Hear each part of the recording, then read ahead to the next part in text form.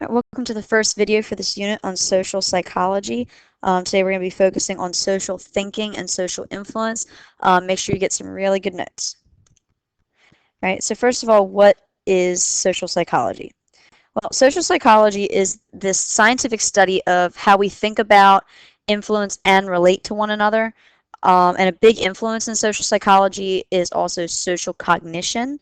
So, like your mental processes associated with the ways in which people perceive and react to others. So, a lot of times you'll think, a lot of people say, well, what is the difference between social psychology and sociology? Because there's a sociology course in the school. Well, sociology, if you think about it, is the study of human interaction. All right, it's focusing more on the action and the behavior part, whereas social psychology is thinking, okay, so when people are in groups in society, how do they think? All right, it's not necessarily how they behave in their actions, but their mindset. Um, through social cognition, and when you say cognition, keep in mind like it's thoughts, it's your beliefs. Each person will create their own unique perspective of reality. So we believe that we all have a different sense of reality, right? And now think about why could this be true? All right, what I think about one thing, you might think about it differently. My experiences with say school or psychology may be different than yours, or pick a class or a situation. So we all think differently. We all perceive reality differently. Well, there's a big vocabulary term you're definitely going to need to know for this unit. It's called attribution. All right, attribution is the process of explaining the causes of people's behavior, including one's own, either by crediting some type of external situation or an internal disposition or personality. So what attributes so what is the reason behind you thinking the way that you do? All right, is it because of an external situation, like said here, so some external factor, or is it some type of internal disposition or your personality, something coming from within? All right, so which one of these two things do you credit or give attribution to explaining the cause of your thoughts and your behavior? All right, so for example, all right, you got a 98% on a test. Woohoo, go you. All right, under the definition of attribution, if you attribute an external factor to this good grade, that would be something like, actually an external factor would be I studied really hard, because you're using something other than yourself, like your textbook or your notes, or oh, I thought the test was really easy. All right, you're attributing it to something other than yourself and from within. Now, if you're attributing it to an internal factor, to you got a good grade on the test, it's because you're awesome. All right. So sometimes we make these fundamental attribution errors, and what that is it's a tendency to over attribute the behavior of others to internal factors such as your personal disposition or your personality traits. So when it comes to your own behavior, right, we're much more aware and sensitive to how our behavior changes with the different situations we encounter, rather than our own personality traits alone. All right, so we tend to, when we tend to like place blame, all right, it's because of something external. It's never anything from within. All right, this leads us to, so that's a fundamental attribution error. A type of fundamental attribution error we've talked about before in a previous unit as self-serving bias. All right, hopefully you should know what this is. It's a tendency to attribute one's successes to internal factors, but your failures to external factors. So this often comes into play when you commit one of the fundamental attribution errors. So for example, if you get an A on a test, it's due to how smart you are. All right, so that's your internal. All right, but if you get an F or an E, or you just don't do well on the test, it's due to how hard the test was, or the teacher was unreasonable or unfair, or it's too hot or cold in the room, or your pencil was too short, or your shirt was itchy that day. So you're attributing something else to the grade rather than yourself. So fundamental attribution error, self-serving bias, all right, they go together. Now, your attitudes, not to be confused with attribution, all right? Your attitudes, textbook definition is their beliefs and feelings that predispose our reactions to objects, people, and events. So social psychologists believe that your attitudes are made up of three components. All right, first of all, they're cognitive. So it's your set of beliefs about attributes of an object. All right, so cognitive is always your beliefs. All right. Are they affective? So your feelings about the object.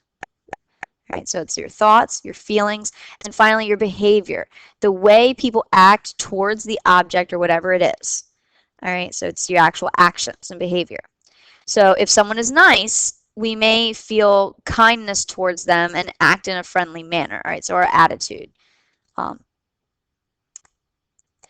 So also with attitudes, do you believe that your attitudes determine your decisions and actions? For instance, if you do not like asparagus, right, do you believe that attitude will influence your decision or actions to not eat asparagus? So if someone says, oh, here, try this, you're like, no, I don't like it.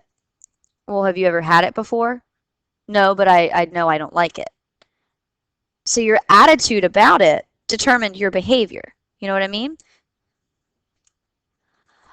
So still attitudes influencing actions. Generally, we see this in one of two ways. Central root persuasion, where it's very direct, all right, which means your attitudes change when interested people focus on scientific evidence, arguments, and respond with favorable thoughts. So for example, this is a documentary on global warming.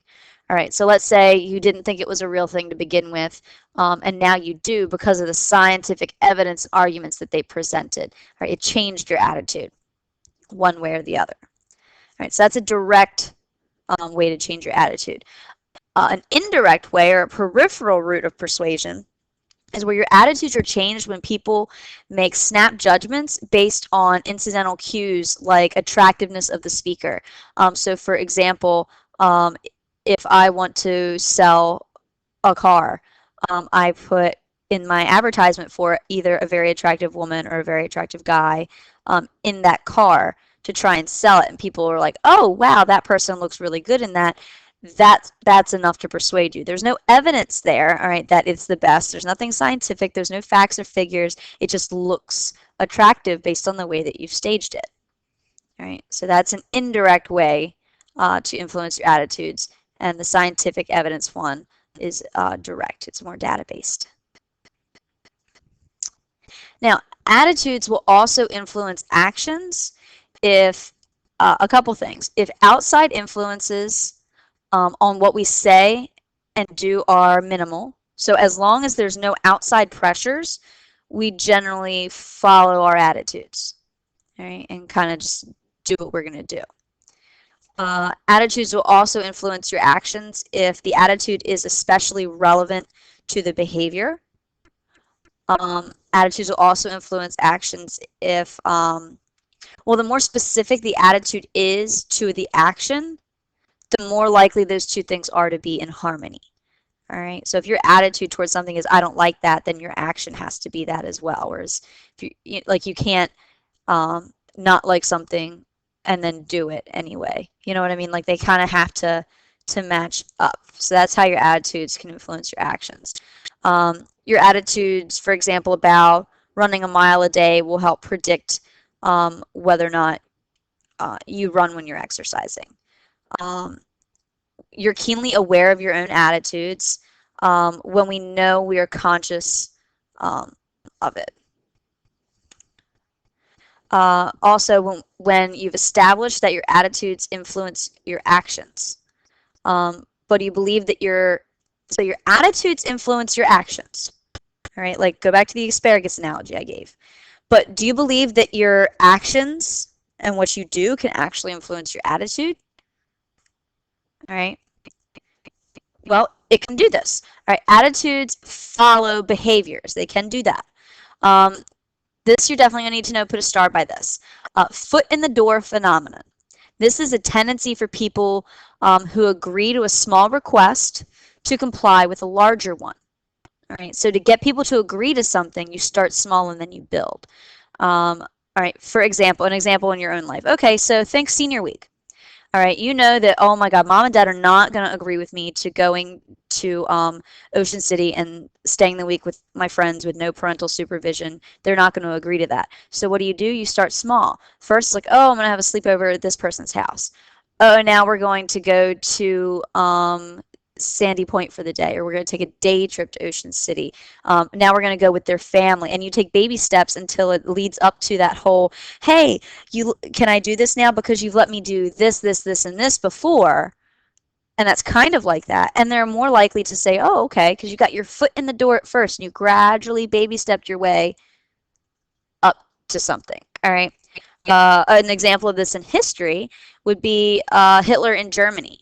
All right, he began his plan to exterminate all of the Jewish people, not actually by killing them at first. Right, it was a very gradual plan, and then it eventually led to the mass execution and exterminations. He started small and then worked his way up to these exterminations. So that's like a really drastic example, but that is an example of foot in the door phenomenon. Door in the face phenomenon is kind of the opposite. You're asking first for a big favor or one that's likely to be denied. Then after being turned down, the askee, so you, agrees that a request was excessive and asks for something less. All right, something that a person really wanted in the first place. Because a person appears willing to compromise, and because the request seems modest when compared to the first one, it's more likely to be granted than if it was made from the outset. So for example, let's go back to the going to senior week. All right, you say, oh, can I go to senior week with my friends for a week, no parents, or just go for fun. Your parents say, heck no. All right, you could do the baby step thing up to it. So you could do this one, the foot in the door, or you could do door in the face. Say, oh, can I go to Cancun, or can I go to Florida, or can I go to California? Name someplace bigger and further away, one that they're definitely going to say, absolutely not. There is no way. And then you're like, oh, well, how about just Ocean City then? All of a sudden, Ocean City sounds reasonable, doesn't it? All right, and then they're more likely to say yes to that. I feel like I'm giving you guys really bad ideas, but it's a good real life example. All right, so that's for door in the face phenomenon. All right. Role-playing affects your behaviors. We're actually going to look at this in class. It's going to be a reading. I have a video on it. Depending on time, we can do some stuff with it. Zimbardo did the Stanford Prison Experiment. I think we've talked about it before. It's where college students were randomly assigned to roles of either prisoners or guards for a schedule of a 2-week experiment. No further instructions were given on how to behave, and they just kind of were like, okay, you're the prisoners, you're the guards, go. All right, we're going to take a look at this and more in depth. I'm not going to say too much on it now because I don't want to spend too much time on it in the video. Cognitive dissonance theory, also very important. That's when people become aware of inconsistencies, or with dissonance, I think that sounds pretty similar to distance or difference. All right, so the inconsistencies or difference, dissonance, same thing, between their attitudes and their behaviors, and they become anxious and are motivated to make them consistent. This was a theory that was developed by Leon Fichtinger. All right, keep that name in mind, underline that. So basically, your attitude about something and what you're doing, your behavior, are not matching up at all. So for example, if someone believes that smoking is unhealthy, but they also smoke, they'd be motivated to reduce the dissonance, so the difference between their attitude and their action. However, which thing are they more likely to change? Their attitude about smoking being unhealthy, or their behavior and stop smoking, in order to make these two line up? Which one do you think they're probably realistically going to fix in order to make those two in harmony? All right, odds are they're going to change their attitude, because behaviors are harder to change. right? We can cognitively change our thoughts on things a lot easier than we could our behavior. All right, think about going to the gym. Oh, I want to live healthier. I want to have a better lifestyle and work out all the time and go to the gym, but I also really, really, really like McDonald's. All right, and I eat it a lot. Which one are you probably going to actually do, or which one are you probably going to change? You're probably going to change the going to the gym every day thing, or you're going to go, but you're still going to convince yourself like, oh, but a hamburger every now and then isn't that bad. All right, so it's harder to change the behavior. So odds are you're going to change your cognitive thought to lessen the dissonance, if that makes any sense. All right, now we're moving on to social influence. All right, social influence is the greatest contribution to social psychology in its study of attitudes, beliefs, decisions, and actions, and the way that we're molded by the actions of others. All right, this is really interesting. This is a political cartoon I thought was kind of interesting to put here. So it's this guy, I don't know if you can read it, but it says to explore your individuality, get your tattoo or something. It's telling him to go back here. Well, oh, to embrace my individuality, all right, I have to get a tattoo, and that you're moving to do what everybody else does. All right, so there's social influence. So your social roles are socially defined patterns of behavior that are expected of persons in a given setting or group. The roles that you assume may result from your interests, ability, and goals, or they may be imposed on you by a group or by a culture, economic or biological conditions, or something that's beyond your control. Right? So it's roles that you play in society. In any case, social roles prescribe your behavior by making obvious what you should do, how you should do it, and when you should do it. Social norms, we've all heard this term before. We've used it several times in class. It's a group's expectations regarding what's appropriate and acceptable for its members, attitudes and behaviors. It can be broad guidelines like political or religious views and policies, or it can be really specific like being quiet in a library. It can guide conversations, what's acceptable to discuss. It can define a dress code. In most offices, you must wear business attire, no t-shirt and shorts. Or it can be unwritten rules built into various situations, such as when a teacher is lecturing, students are to listen and not talk simultaneously. Conformity and obedience. We're going to talk about this more in class. Behavior is contagious, all right, and I'm sure we can all agree on that. Modeled by one followed by another. We follow the behavior of others in order to conform. All right, so other behaviors may be expressions of conformity, compliance, and obedience that kind of faded there at the end, but this is like a continuum of like the least conforming and severe to straight up conformity, and what's the most severe. All right, so conformity, we'll talk about something called the chameleon effect. That's conformity. It's where you're adjusting your behavior or thinking to coincide with a group. All right, there's this experiment. We're going to read about this, and you guys feel free to try this on your own, the Solomon Asch experiment. This guy's famous for this line experiment where he set out to test levels of excuse me, I have the hiccups. Test levels of conformity.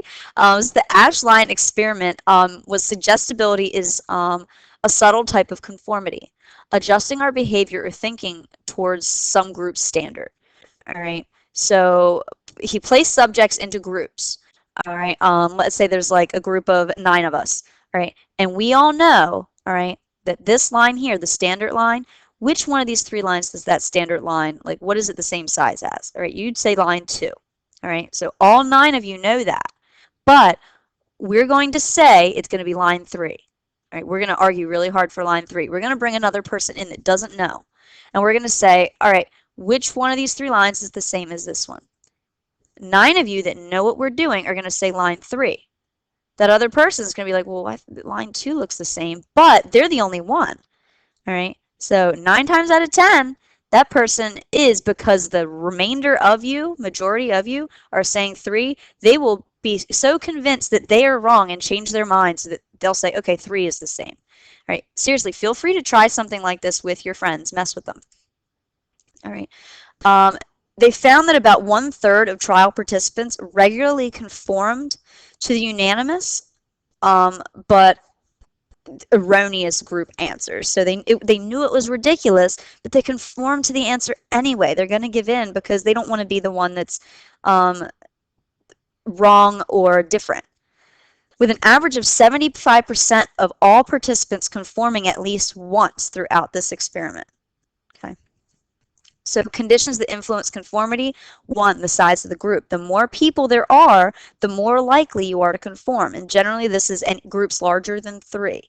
The larger the group, the more likely that person that's kind of on the outs is going to conform to whatever the group is doing. The status of the group. The lower the person's status in a group, the more likely they are to conform. So let's say you're all doctors and this person is a student or a resident or something like that.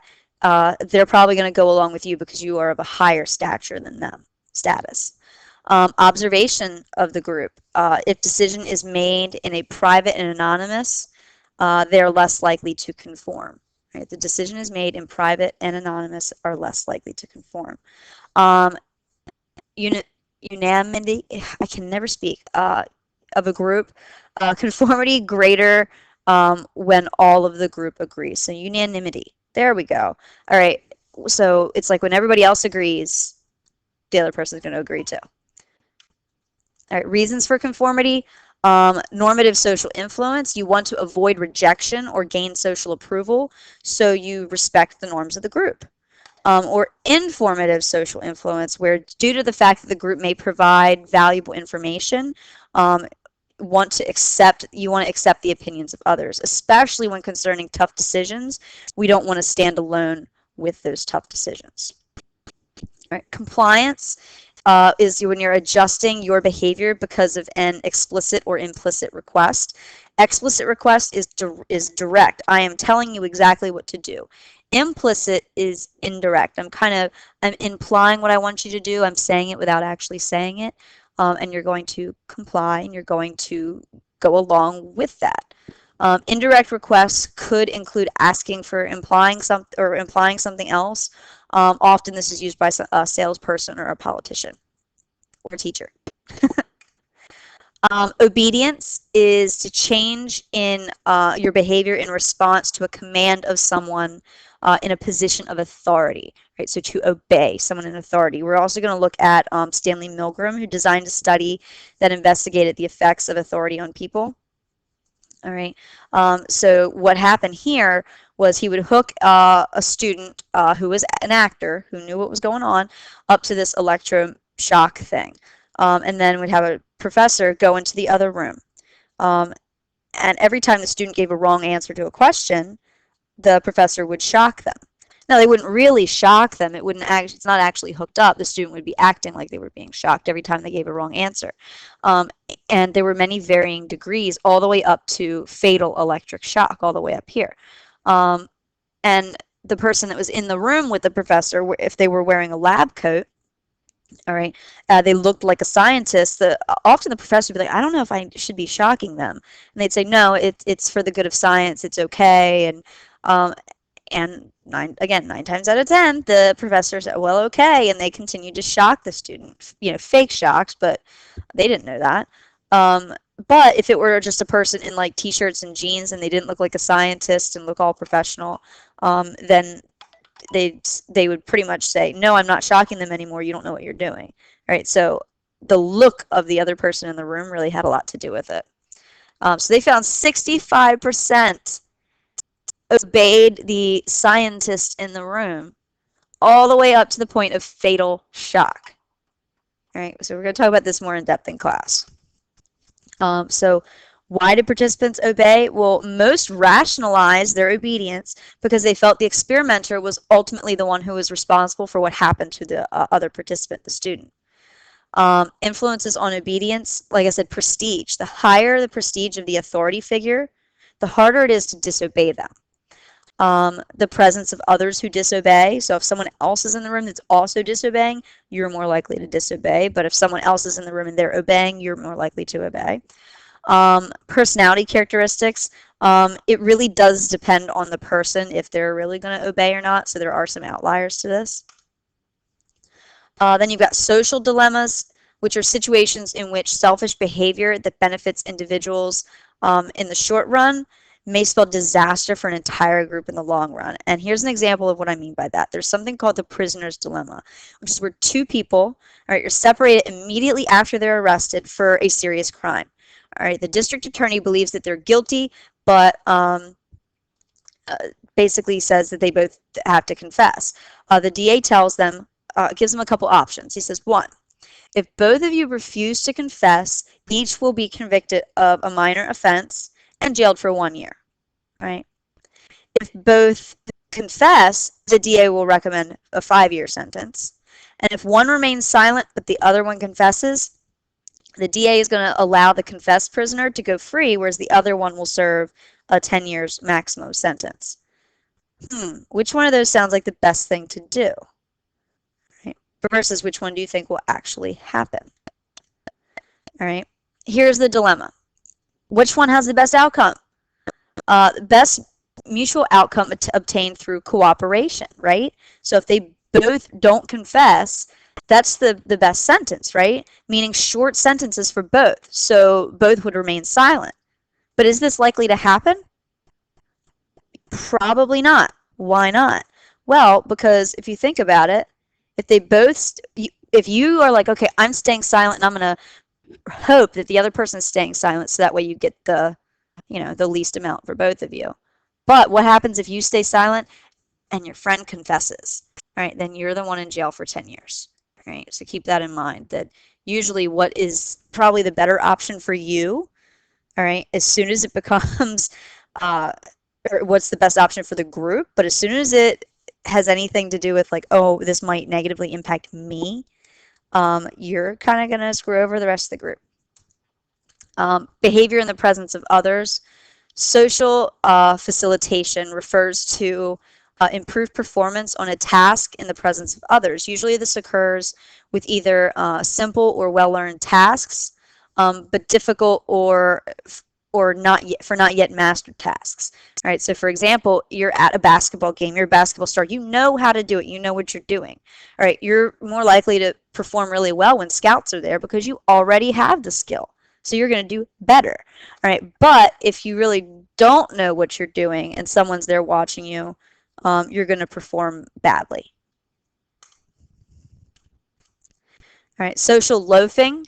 I'm sure we've all found ourselves in this instance.